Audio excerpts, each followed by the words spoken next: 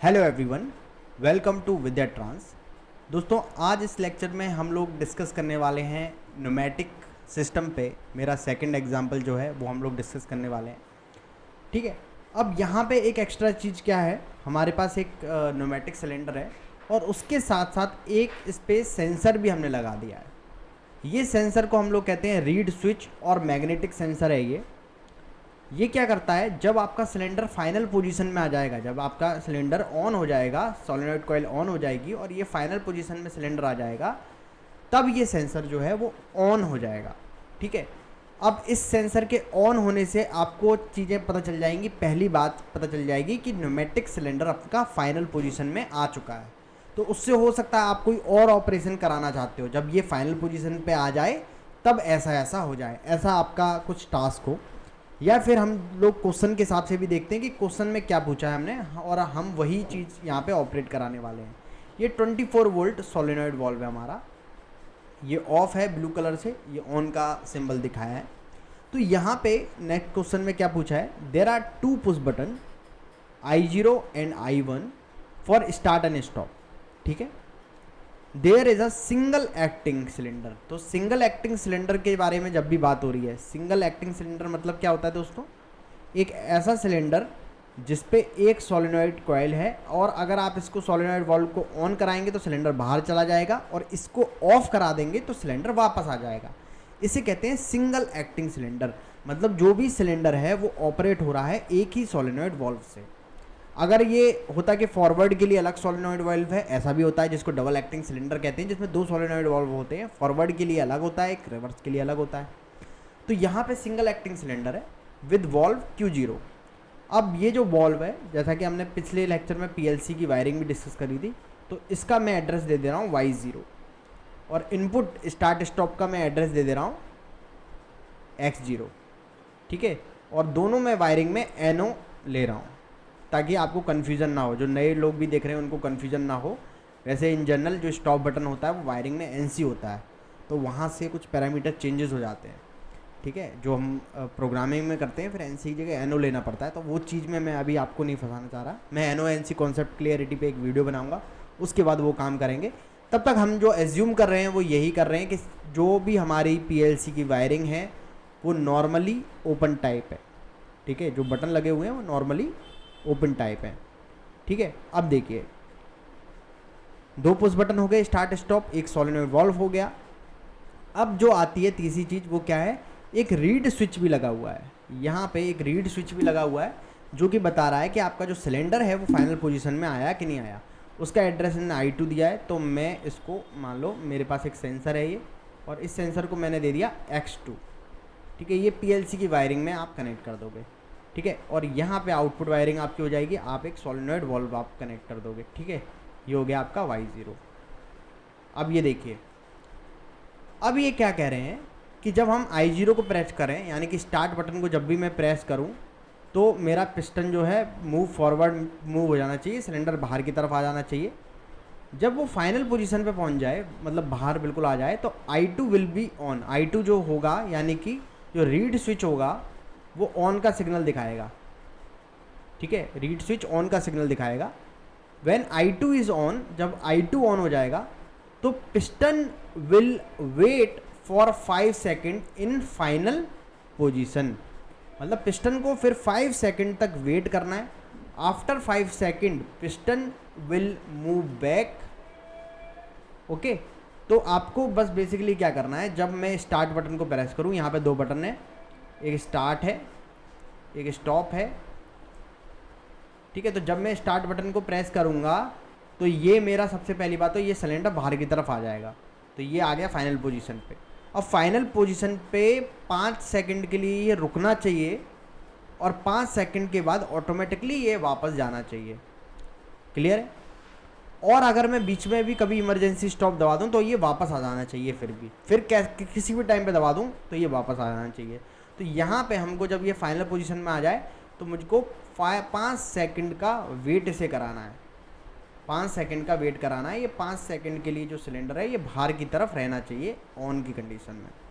Clear है।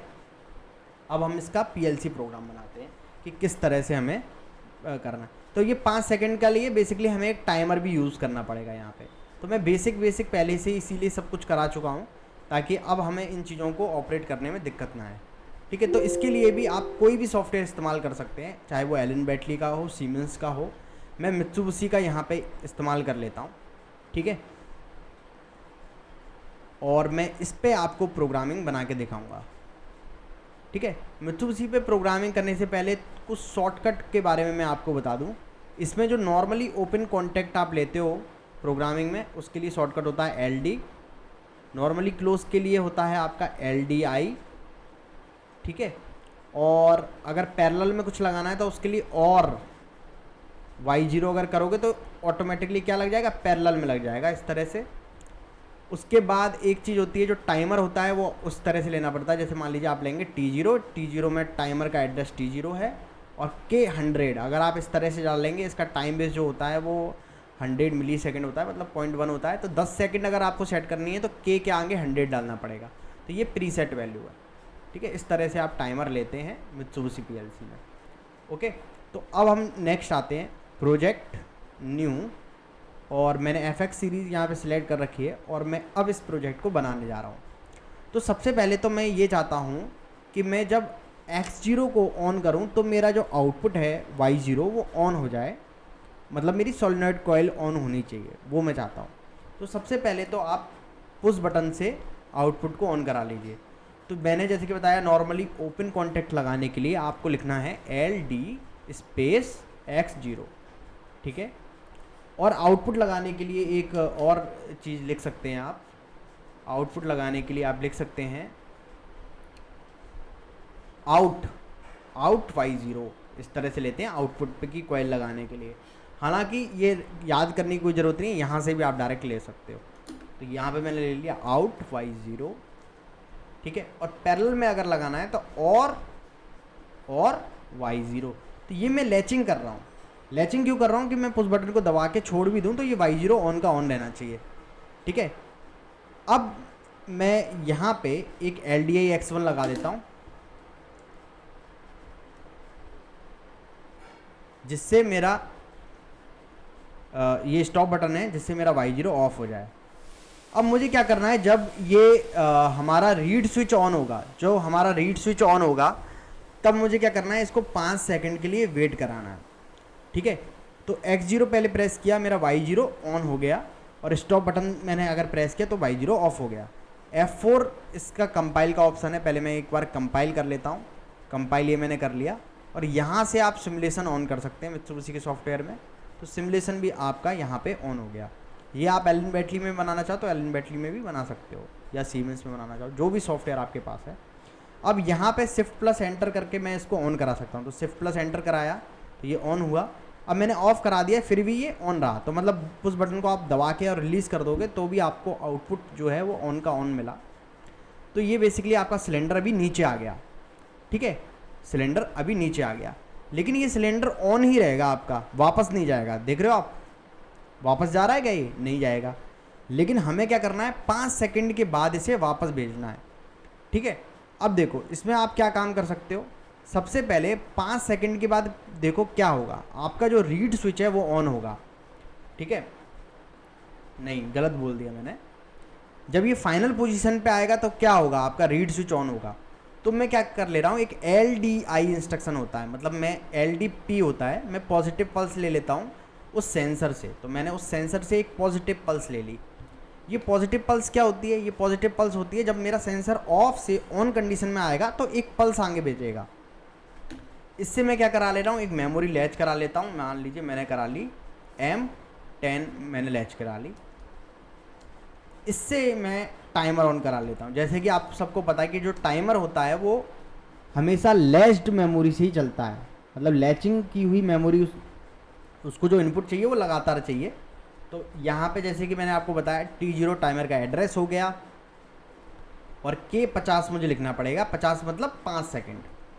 ठीक है, तो 5 सेकंड ये जैसी फाइनल पोजीशन में आएगा ये सेंसर ऑन होगा और ये मेमोरी लैच हो जाएगी। मेमोरी लैच होने से फिर टाइमर चलेगा 5 सेकंड का, और 5 सेकंड के बाद क्या करेगा, ये इसको ऑटोमेटिकली ऑफ करा देगा। LDI T0 यहाँ पे मैं लगा दूंगा। हाँ, LDI T0।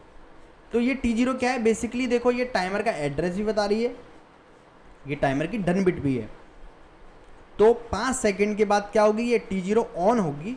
जैसे ही ये ऑन होगी तो इसको ऑफ करा देगी, आउटपुट बंद हो जाएगा और आपका सिलेंडर वापस लौट जाएगा। सिलेंडर के वापस लौटने के लिए क्या ज़रूरी है, सोलेनॉइड कॉइल का बंद होना। अब हम इसको एक बार मैं आपको दिखा देता हूँ किस तरह से ये चलने वाला है।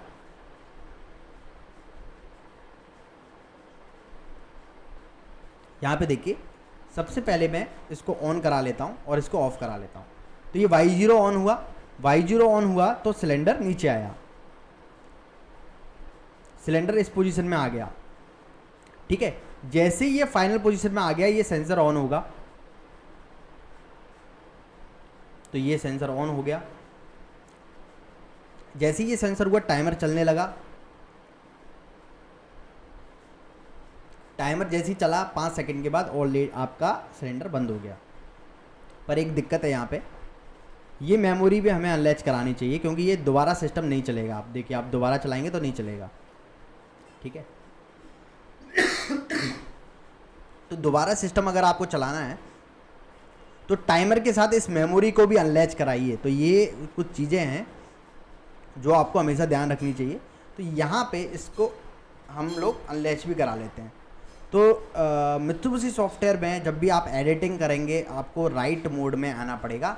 राइट मोड का शॉर्टकट है F2 और लैडर ऑडिट मोड से आप राइट मोड में इस तरह से भी जा सकते हैं। ठीक है, तो यहाँ पे मैं LDI T2 और कर देता हूँ, T2 नहीं T0। ठीक है, यहाँ पे मैंने T0 कर दिया। इसको मैं ओके कर लेता हूँ, F4 दबा देता हूँ और अब आप देखिएगा यहाँ पे। ठीक है, अब देखिए, मैं इसको स्विच को मैंने प्रेस किया और फिर ऑफ कर दिया। ये Y0 ऑन हो गया, सिलेंडर बाहर आया। सिलेंडर जैसे बाहर आ गया, फाइनल पोजीशन पे जैसे आया, रीड स्विच अपनी पल्स देगा ऑन की। तो ये उसने ऑन की पल्स दी। जैसी पल्स दी, ये 5 सेकंड का अभी सिलेंडर फाइनल पोजीशन पे, ये 5 सेकंड के लिए वेट कर रहा है। जैसे उसका वेट पूरा हुआ, इसने सिलेंडर को बंद करा दिया, सिलेंडर वापस पीछे चला गया।